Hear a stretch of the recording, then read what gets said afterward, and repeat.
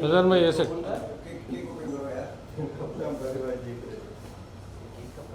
Thank you cake काटेंगे विशाल gate खड़े हो जाए लेके गेट खड़े हो जाए विशाल एक लाना भाई खड़े रहो विशाल खड़े विशाल विशाल को तो अबे साथ में लोग मैम को बात हैप्पी बर्थडे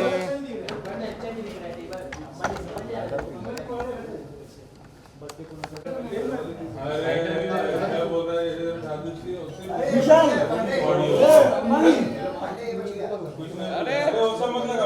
अरे लाइटर दे ये सिगरेट कौन पीता है भाई लाइटर दे तो चिल्ला रहा है ठीक है चलो ऐसे काट दे विशाल खड़े रहना दीदी कोई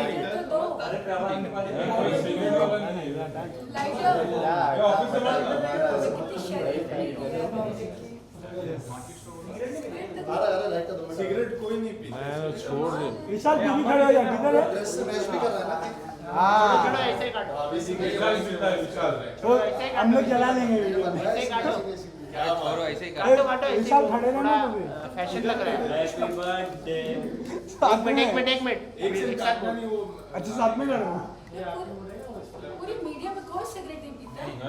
यहाँ पर है जो सब सुधरे हुए हैं हाँ बस के बाद में हेलो हाँ बोलिए तो हमारे फैजान भाई मारते कोई भी सिगरेट पिएगा चलो चलो फैशन में लग रहा है। हाँ क्लाइंट केक पिघल जाएगा जल्दी ठीक है हाँ उसको बोल दे और इसको आने साथ में कर ले नहीं है उसके बाद पूछा भाई मैंने नहीं है अरे भगवान की पूजा करने के लिए रहेगी ना माचिस। कोई जलाता नहीं है हां वो 3 घंटे बाद निकलेगा ठीक है रुक जा तब तक रुक जा थोड़ी देर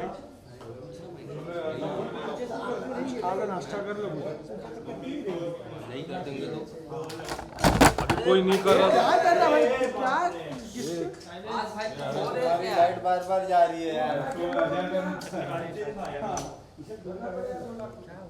अपने आप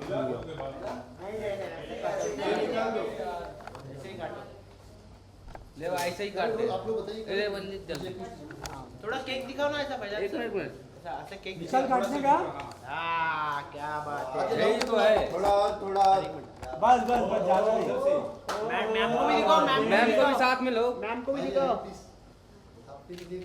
भाभी जी। चलो रेडी हैप्पी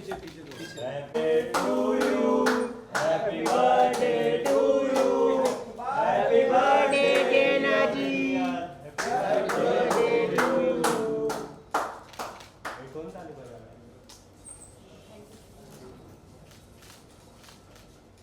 भैया शर्मा गए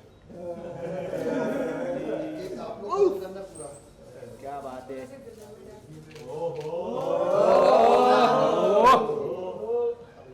खड़ा कर दो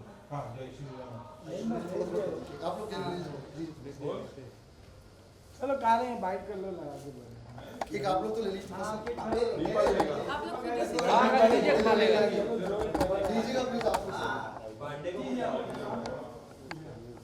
लोग चलो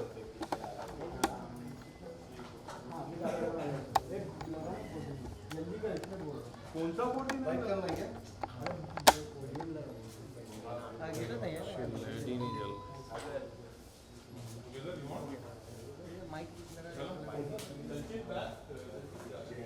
आवेश आवेश भाई बाइक करना है क्या वीडियो कर रहा है भाई मैं कुछ ट्राई करता हूं देखता हूं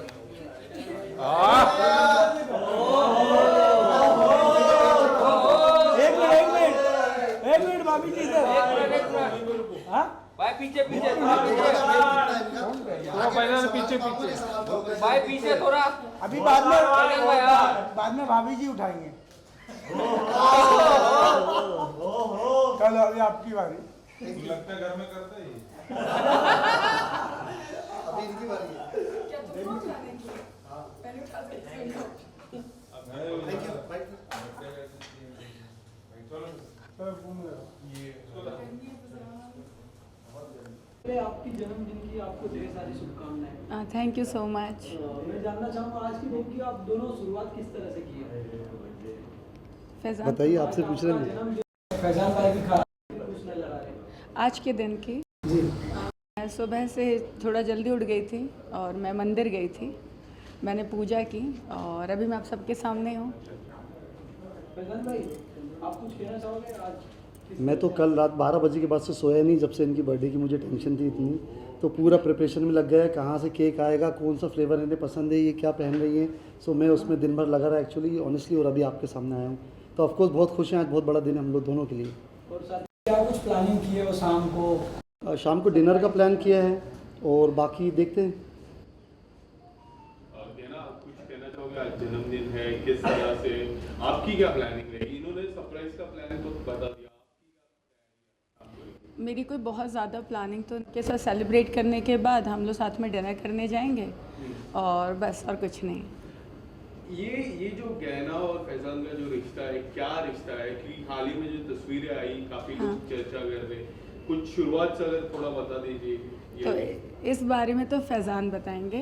फैजान प्लीज़।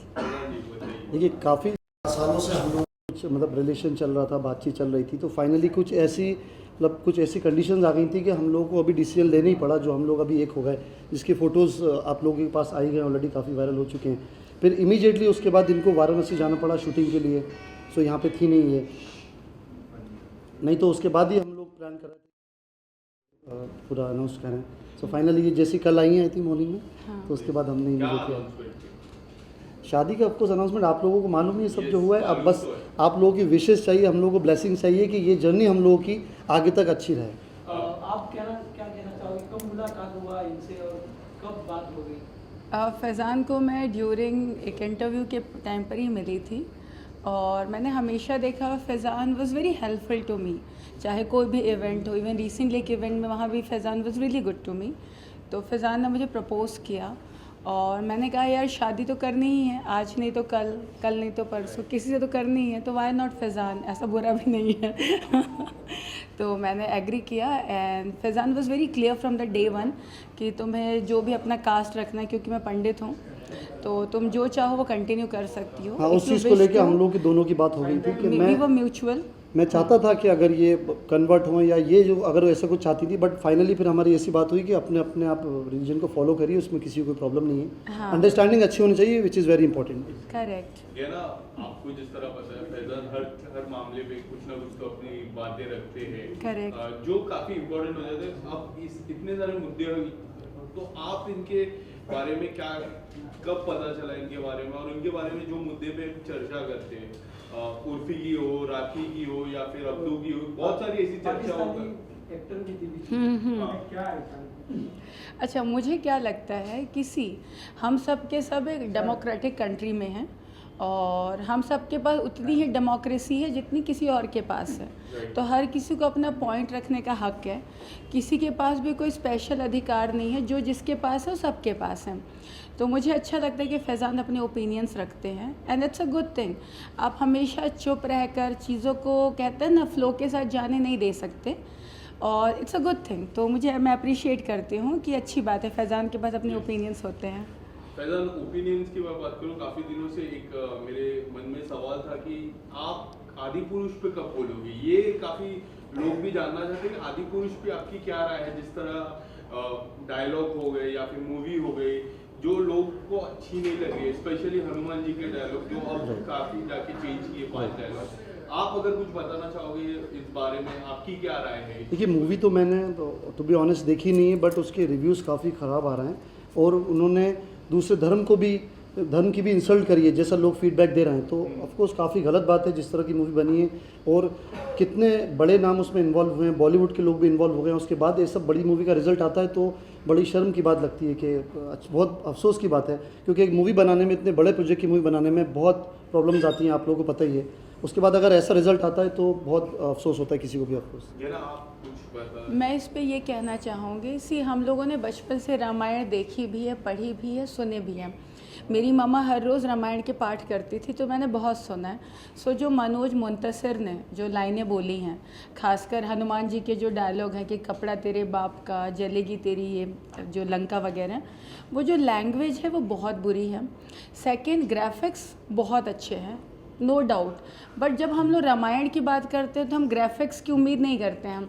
अगर आपको अपनी ग्राफिक्स दिखानी है, आपको अपना VFX दिखाना है, आप टेक्निकली बहुत स्ट्रॉन्ग है, अगर आपको ये दिखाना है तो एक्सपेरिमेंट करने के लिए बहुत कुछ है।